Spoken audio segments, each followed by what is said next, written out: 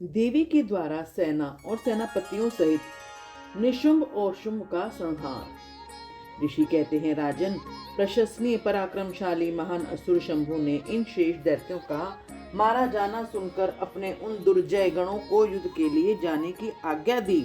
जो संग्राम का नाम सुनते ही हर्ष से खिल उठे थे, उनसे कहा, आज मेरी आज्ञा से कालक कालकय, मौर्य, दोहाद्र तथा अन्य असुरगण बड़ी भारी सेना के साथ संगठित हों, विजय की आशा रखकर शीघ्र युद्ध के लिए प्रस्थान करें। निशुंभ और शुंभ दोनों भाई उन दैत्यों को पूर्वोक्त आदेश देकर रथ पर आरूढ़ हो स्वयं भी नगर से बाहर निकले। उन महाबली वीरों की आज्ञा से उनकी सेनाएं उसी तरह युद्ध के लिए आगे बढ़ी, मानो मरणोन्मुख पतंग आग में कूदने के लिए उठ खड़े हुए हों। उस समय असुरराज ने युद्ध स्थल में मृदंग, मृदल, भेरी, डिंडिम, बरजांज और ढोल आदि बजवाए। उन जुझाओं बाजों की आवाज सुनकर युद्ध प्रेमी वीर हर्ष एवं उत्साह से भर गए, परंतु जिन्हें अपने प्राण ही अधिक प्यारे थे, वे उस रणभूमि से भाग चले। युद्ध संबंधी वस्त्रों तथा कवच आदि से आच्छादित अंग वाले वे योद्धा विजय की अभिलाषा से अस्त्र शस्त्र धारण किए युद्ध स्थल में आ पहुंचे। कितने ही सैनिक हाथियों पर सवार थे, बहुत से दैत्य घोड़ों की पीठ पर थे और अन्य असुर रथों पर चढ़कर जा रहे थे। उस समय उन्हें अपने पराये की पहचान नहीं होती थी। उन्होंने असुरराज के साथ सम्रांगण में पहुंचकर सब ओर से युद्ध आरंभ कर दिया। बारंबार तोप की आवाज होने लगी, जिसे सुनकर देवता कांप उठे। धूल और धुएं से आकाश में महान अंधकार छा गया। सूर्य का रथ नहीं दिखाई देता था। अत्यंत अभिमानी करोड़ों पैदल योद्धा विजय की अभिलाषा लिए हुए युद्ध स्थल में आकर डट खड़े गए थे। घुड़सवार, हाथी सवार तथा अन्य रूढ़ानुसार असुर भी बड़ी प्रसन्नता के साथ करोड़ों की संख्या में वहां आ गए थे। उस महासमर में काले पर्वतों के समान विशाल मदमत गजराज जोर जोर से चिंगाड़ रहे थे। छोटे छोटे शैल शिखरों के समान ऊंट भी अपने गले से गलगल का ध्वनि का विस्तार करने लगे। अच्छी भूमि से उत्पन्न हुए घोड़े गले में विशाल कंठहार धारण किए जोर जोर से हिनहिना रहे थे। वे अनेक प्रकार की चालें जानते थे और हाथियों के मस्तक पर पैर रखते हुए आकाश मार्ग से पक्षियों की भांति उड़ जाते थे। शत्रु की ऐसी सेना को आक्रमण करती देख जगदम्बा ने अपनी धनुष पर प्रत्यंचा चढ़ाई, साथ ही शत्रुओं का हतोत्साह करने वाले घंटे को भी बजाया। यह देख सिंह भी अपनी गर्दन और मस्तक के केशों को कपाता हुआ जोर जोर से गर्जना करने लगा। उस समय हिमालय पर्वत पर खड़ी हुई रमणीय आभूषणों और अस्त्रों से सुशोभित शिवा देवी की ओर देखकर निशुभ विलासिनी रमणियों के मनोभाव को समझने में निपुण पुरुष की भांति सरसवाणी में बोला, महेश्वरी, तुम जैसी सुंदरी के रमणीय शरीर पर मालती के फूल का एक दल भी डाल दिया जाए तो वह व्यथा उत्पन्न कर देता है। ऐसे मनोहर शरीर से तुम विकराल युद्ध का विस्तार कैसे कर रही हो? यह बात कहकर वह मान असुर चुप हो गया। तब चंडिका देवी ने कहा, मूढ़ असुर, व्यर्थ की बातें क्यों बकता है? युद्ध कर, अन्यथा पाताल को चला जा। यह सुनकर वह महारथी वीर अत्यंत रुष्ट हो समर भूमि में बाणों की अद्भुत वृष्टि करने लगा, मानो बादल जल की धारा बरसा रहे हों। उस समय उस रण क्षेत्र में वर्षा ऋतु का आगमन हुआ सा जान पड़ता था।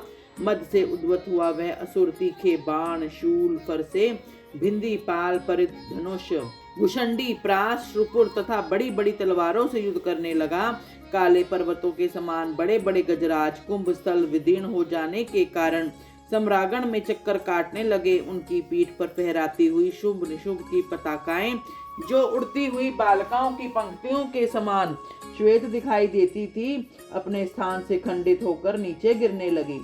शत विषक्त शरीर वाले दैत्य पृथ्वी पर गिरकर मछलियों के समान तड़प रहे थे। गर्दन कट जाने के कारण घोड़ों के समूह बड़े भयंकर दिखाई देते थे।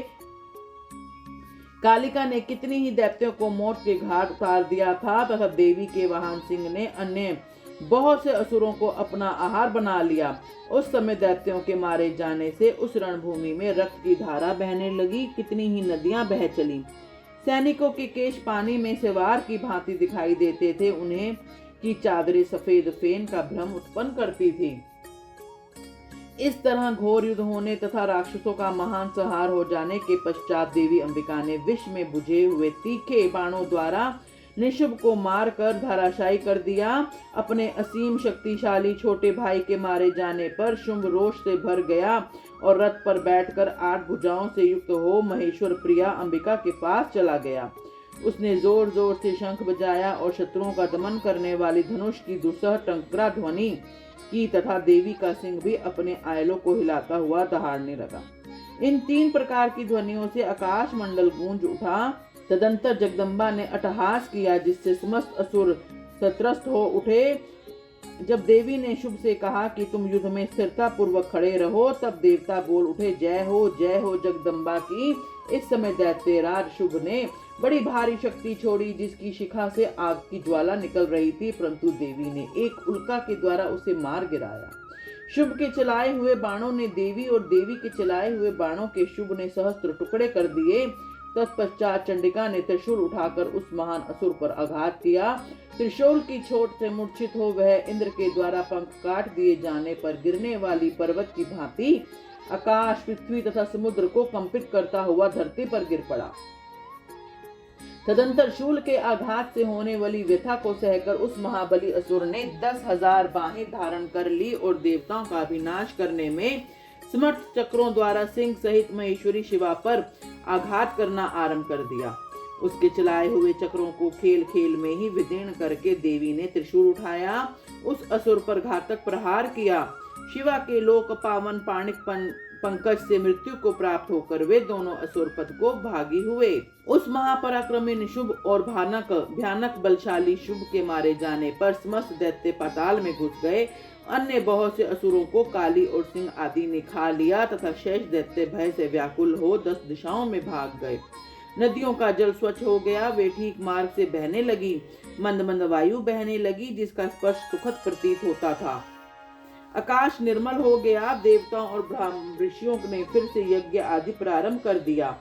इंद्र आदि सब देवता सुखी हो गए। प्रभु दैत्यराज की वध प्रसंग से युक्त इस परम पवित्र उमा चरित्र का जो श्रद्धा पूर्वक बारंबार श्रवण का या पाठ करता है, वह इस लोक में देव दुर्लभ भोगों को उपभोग करके परलोक में महामाया के प्रसाद से उमा धाम को जाता है। राजन, इस प्रकार शुभासुर का संहार करने वाली देवी सरस्वती के चरित्र का वर्णन किया गया है, जो साक्षात उमा के अंश से प्रकट हुई। बोलो हर हर महादेव।